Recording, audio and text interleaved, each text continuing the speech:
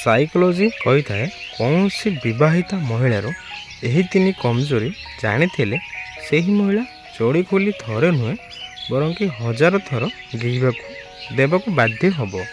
ଯଦି ଆପଣ କୌଣସି ସୁନ୍ଦରୀ ବିବାହିତା ମହିଳା ସହିତ ଶାରୀରିକ ସମ୍ପର୍କ ରଖିବାକୁ ଚାହୁଁଛନ୍ତି ତ ପ୍ରଥମେ ତାଙ୍କର ଭଲ ସାଙ୍ଗଟିଏ ହେବାକୁ ଚେଷ୍ଟା କରନ୍ତୁ। ଦ୍ୱିତୀୟରେ ଯଦି ଟଙ୍କା, ପ୍ରେମ ଓ ସେକ୍ସ ଏହି ତିନୋଟି ମଧ୍ୟରୁ ଗୋଟିଏ କମିଥାଏ ତାହେଲେ ଆପଣ ତାହା ପୂରଣ କରି ତାଙ୍କ ହୃଦୟକୁ ଜିତନ୍ତୁ। ଆପଣଙ୍କ କାମ ହୋଇଯିବ।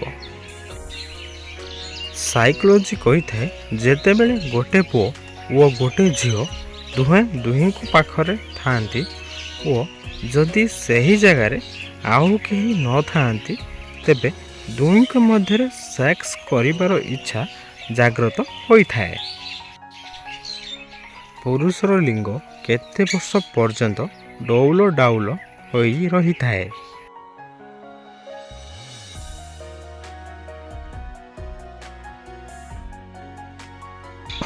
ଏହାର ଉତ୍ତର ହେଉଛି 60 ବର୍ଷ ପର୍ଯ୍ୟନ୍ତ ଡଉଲ ଡାଉଲ ହୋଇ ରହିଥାଏ। କିଛି ଝିଅମାନେ ନିଜ ଭିଣୋଇ ଭାଇ ସାଥିରେ କରିବାକୁ ଅଧିକ ପସନ୍ଦ କରିଥାନ୍ତି କାହିଁକି?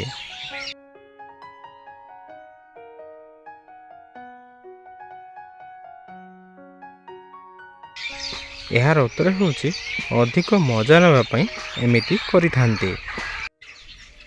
କେଉଁଭଳି ମହିଳାମାନେ ଅଧିକ ସମୟ ପର୍ଯ୍ୟନ୍ତ ଘିଆ ଖାଇବା ପାଇଁ ଅନୁରୋଧ କରିଥାନ୍ତି?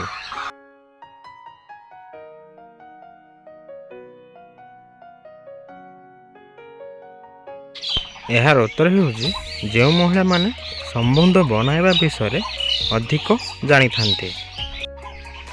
ସାଇକୋଲୋଜି କହିଥାଏ ଗୋଟେ ପୁରୁଷ ଲିଙ୍ଗରୁ ବାହାରୁଥିବା ବୀର୍ଯ୍ୟ ଗୋଟେ ସ୍ତ୍ରୀ ଯୋନିର ଜ୍ୱାଳାକୁ ଶାନ୍ତ କରି ଦେଇପାରେ।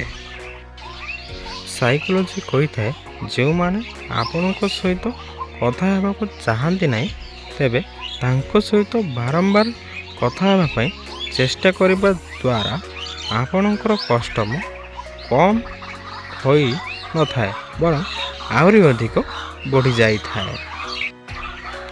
ସାଇକୋଲୋଜି କହିଥାଏ ଆପଣ ନିଜ ପ୍ରେମ ପାଇଁ ଟିକିଏ ନଇଁପାରିବ ନାହିଁ ତେବେ ବିଶ୍ୱାସ କରନ୍ତୁ ଆପଣଙ୍କ ପ୍ରେମ ଅଧିକ ଦିନ ପର୍ଯ୍ୟନ୍ତ ତିଷ୍ଠି ପାରିବ ନାହିଁ।